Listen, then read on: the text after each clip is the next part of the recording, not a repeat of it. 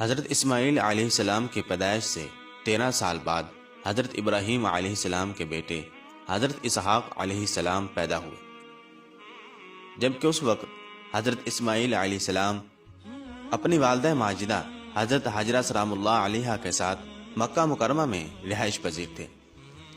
حضرت ابراہیم علیہ السلام کی عمر مبارک جب 100 سال ہوئی اور حضرت سارہ رضی اللہ تعالیٰ عنہ کی عمر مبارک 90 سال کی ہوئی تو فرشتے حضرت ابراہیم علیہ السلام کے پاس آئے اور انہیں ایک سعادت مند بیٹے کی خوشخبری دی۔ چونکہ حضرت سارہ سلام اللہ علیہا کافی بوڑھی تھی تو اس خوشخبری پر وہ چونک اٹھی، جس کو قرآن پاک میں اللہ تبارک و تعالی یوں بیان فرماتا ہے، ہم نے اس کو یعنی کہ حضرت سارہ رضی اللہ تعالیٰ عنہ کو حضرت اسحاق علیہ السلام کی اور حضرت اسحاق علیہ السلام کے بعد یعقوب علیہ السلام کی خوشخبری دی تو انہوں نے کہا، کیا میرے ہاں بچہ پیدا ہوگا؟ میں تو بڑھیا ہوں اور میرے شوہر بھی بوڑھے ہیں، یہ تو بڑی عجیب بات ہے۔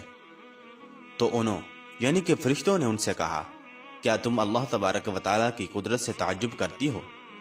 اے اہل بیت، تم پر اللہ کی رحمت اور اس کی برکتیں ہیں۔ معزز دوستو، چنانچہ جس سال حضرت ابراہیم علیہ السلام نے خانہ کعبہ کی تعمیر کی، اسی سال حضرت اسحاق علیہ السلام پیدا ہوئے۔ اللہ پاک قرآن پاک میں یوں ارشاد فرماتا ہے، اور ہم نے انہیں اسحاق علیہ السلام اور یعقوب علیہ السلام بخشے اور ان کی اولاد میں پیغمبری اور کتاب مقرر کر دی، اور ان کو دنیا میں بھی ان کا صلہ عنایت کیا اور آخرت میں بھی نیک لوگوں میں ہوں گے۔ حضرت اسحاق علیہ السلام کی پیدائش پر ہی ختنے کا حکم آیا، چنانچہ حضرت ابراہیم علیہ السلام نے حضرت اسماعیل علیہ السلام اور حضرت اسحاق علیہ السلام کا ختنہ کروایا۔ حضرت اسحاق علیہ السلام جب 37 سال کے ہوئے تو آپ علیہ السلام کی والدہ ماجدہ حضرت سارہ رضی اللہ تعالیٰ عنہ انتقال فرما گئی۔ اس کے بعد حضرت اسماعیل علیہ السلام نے رشتہ ڈھونڈنا شروع کر دیا۔ حضرت ابراہیم علیہ السلام نے اپنے بھائی نحور کے بیٹے کی بیٹی ربقہ سے حضرت اسحاق علیہ السلام کی شادی کر دی۔ شادی کے وقت حضرت اسحاق علیہ السلام کی عمر مبارک 40 سال تھی۔ خدا کی قدرت کہ شادی کے 20 سال تک ان کی کوئی اولاد نہ ہوئی۔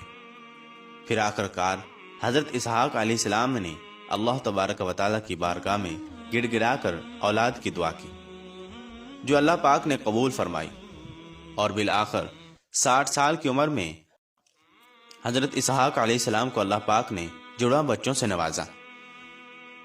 پیدائش کے اعتبار سے جو بڑا بیٹا تھا اس کا نام عیسو رکھا گیا اور دوسرے کا نام یعقوب علیہ السلام رکھا گیا۔ جوان ہو کر عیسو بڑا نامور شکاری بنا، جبکہ حضرت یعقوب علیہ السلام نے غلہ بانی کا پیشہ اختیار کر لیا۔ آخری عمر میں حضرت اسحاق علیہ السلام نبینا ہو گئے تھے۔ ان کے دونوں بیٹے ہی والد کی بہت خدمت کرتے تھے۔ عیس اکثر اپنے والد حضرت اسحاق علیہ السلام کو شکار کا گوشت لا کر کھلاتا تھا۔ ایک دن حضرت اسحاق علیہ السلام نے خاص فرمائش کی کہ مجھے شکار کا گوشت کھلایا جائے۔ یہ سن کر بڑا بیٹا عیس شکار کے لیے نکل گیا تو قریب ہی حضرت یعقوب علیہ السلام بھی بیٹھے تھے۔ وہ بھی شکار کے لیے نکلے اور جلد شکار لے کر واپس آ گئے اور والد کو کھلا بھی دیا، جس پر حضرت اسحاق علیہ السلام نے ان کو یہ دعا دی، کہا، اللہ تبارک و تعالی تمہارے مرتبے کو بلند فرمائے اور تمہاری نسل میں انبیاء اور بادشاہ پیدا فرمائے، تمہیں کشادہ رزق اور اولاد کثیر عطا فرمائے۔ معزز دوستو، کچھ دیر کے بعد بڑے صاحبزادے شکار کا گوشت لے کر خدمت میں حاضر ہوئے اور تناول فرمانے کی درخواست کی، جس پر حضرت اسحاق علیہ السلام کو بڑا تعجب ہوا اور وہ بولے، اے بیٹے، یہ کیا ہے؟ عیس نے کہا، یہ وہ شکار کا گوشت ہے جس کی آپ نے مجھ سے فرمائش کی تھی۔ حضرت اسحاق علیہ السلام مزید حیران ہو کر فرمانے لگے، وہ تو تم کچھ دیر پہلے ہی مجھے کھلا چکے ہو۔ یہ سن کر عیس نے کہا، ابا جان، میں تو ابھی شکار کا گوشت لے کر آپ کی خدمت میں حاضر ہوا ہوں، اس سے پہلے تو میں نے آپ کو کوئی گوشت نہیں کھلایا۔ حضرت اسحاق علیہ السلام سمجھ گئے کہ وہ چھوٹے بیٹے یعقوب علیہ السلام لائے ہوں گے۔ چنانچہ آپ علیہ السلام نے عیس کے لائے ہوئے کھانے کو بھی تناول فرمایا اور اسے دعا دی کہ تمہاری نسل سرسبز و شاداب زمین پر خوب پھلے پھولے، ان کے پھلوں اور رزق میں اللہ تبارک و تعالی خوب برکت عطا فرمائے۔ اب عیس اپنے بھائی سے سخت ناراض رہنے لگا، تو حضرت اسحاق علیہ السلام نے اپنے بیٹے یعقوب علیہ السلام کو حکم دیا کہ تم فوری طور پر شام چھوڑ کر اپنے ماموں کے پاس حیران چلے جاؤ۔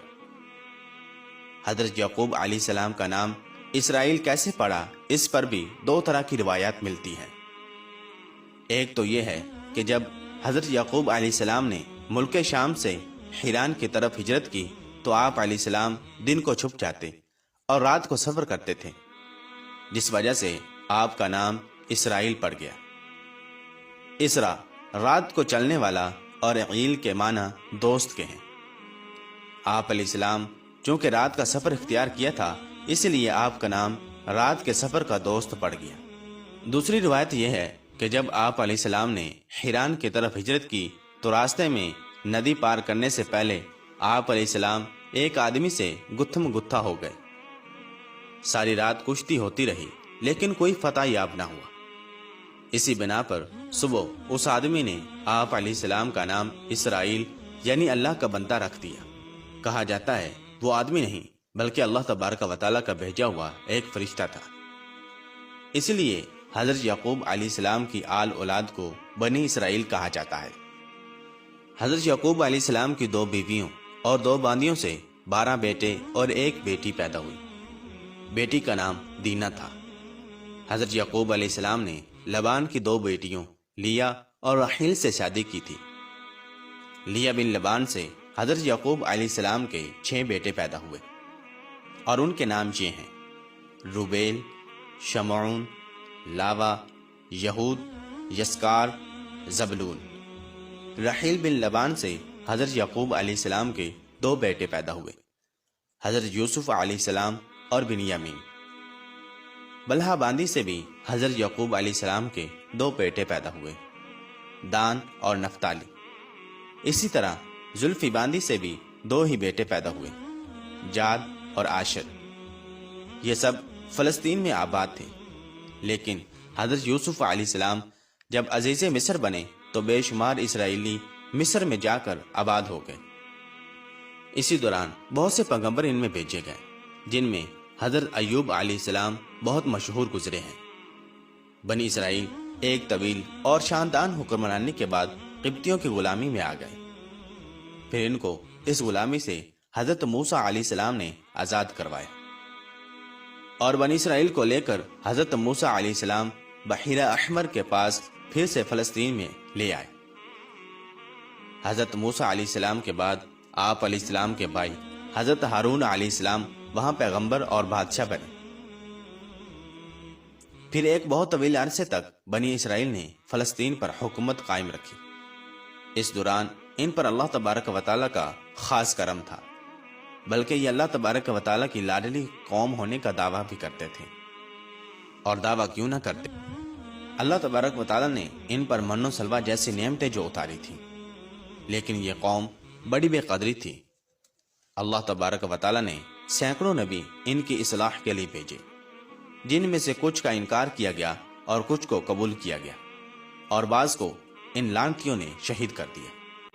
قرآن کریم میں ارشاد باری تعالیٰ ہے، جو لوگ اللہ تبارک و تعالیٰ کی آیتوں سے کفر کرتے ہیں اور ناحق نبیوں کو قتل کر ڈالتے ہیں، اور جو لوگ عدل و انصاف کی بات کہیں تو انہیں بھی قتل کر ڈالتے ہیں، تو اے نبی صلی اللہ تعالی علیہ وسلم انہیں دردناک عذاب کی خبر دے دیجیے۔ معزز خواتین و حضرات، تفسیر روح المعانی میں باروایت ابن حاکم اس آیت کی تفسیر خود حضور اکرم صلی اللہ تعالی علیہ وسلم سے مروی ہے۔ آپ صلی اللہ تعالی علیہ وسلم نے ارشاد فرمایا کہ بنی اسرائیل نے ایک وقت میں 43 نبیوں کو شہید کر ڈالا۔ جب ان کو سمجھانے کے لیے 100 بزرگ کھڑے ہوئے تو ان کا بھی کام تمام کر دیا گیا۔ معزز دوستو، اس کے بعد بنی اسرائیل کے 2 باپ بیٹوں حضرت داؤد علیہ السلام اور حضرت سلیمان علیہ السلام کو اللہ پاک نے عزت بخشی اور وہ اللہ تبارک و تعالیٰ کے برگزیدہ پیغمبر اور فلسطین کے بادشاہ بنے۔ حضرت سلیمان علیہ السلام کی وفات کے بعد بنی اسرائیل کے 10 قبائل نے بغاوت کر دی اور اسرائیل کے نام سے فلسطین کے شمال میں اپنی ایک ریاست قائم کر لی۔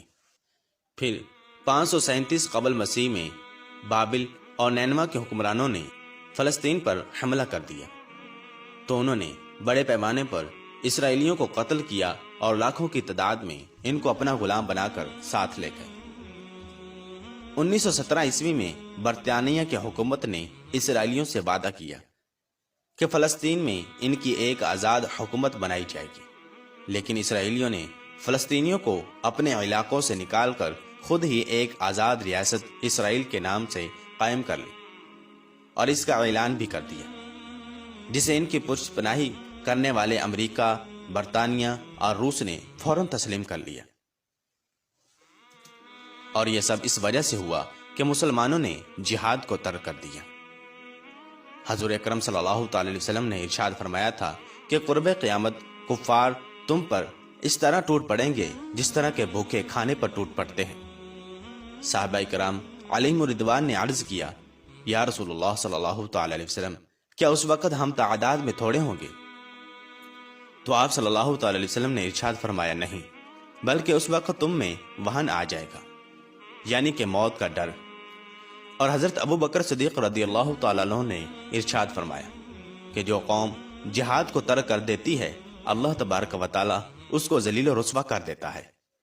اللہ تبارک و تعالیٰ سے دعا ہے کہ اللہ تبارک و تعالیٰ ہمیں جہاد کرنے کی توفیق عطا فرمائے، اور ان تمام مسائل کا حل صرف اور صرف جہاد ہی ہے۔ حضرت امام مہدی رضی اللہ تعالیٰ عنہ بھی جب تشریف لائیں گے تو وہ بھی کفار کے خلاف جہاد ہی کریں گے۔ آئیے اللہ تبارک و تعالیٰ سے دعا کرتے ہیں کہ ہم سب ہر طرح کے گناہ سے پاک رہیں اور نیک اعمال کرتے رہیں۔ دوستو، نبی آخر الزماں حضرت محمد صلی اللہ تعالی وسلم پر درود پاک کو پڑھنا اپنی زندگی کا حصہ بنا لیجیے۔ آپ دیکھیں گے کہ آپ کے سارے بگڑے کام بن جائیں گے اور اپنی زندگی حضور اکرم صلی اللہ تعالی علیہ وسلم کے بتائے ہوئے طریقے کے مطابق بسر کریں۔ اللہ تبارک و تعالیٰ سے دعا ہے کہ اللہ تبارک و تعالیٰ ہمیں حضور اکرم صلی اللہ تعالی علیہ وسلم کا سچا اور پکا عشق عطا فرمائے اور آپ صلی اللہ تعالی علیہ وسلم کے بتائے ہوئے طریقے پر عمل کرنے کی توفیق عطا فرمائے۔ آمین۔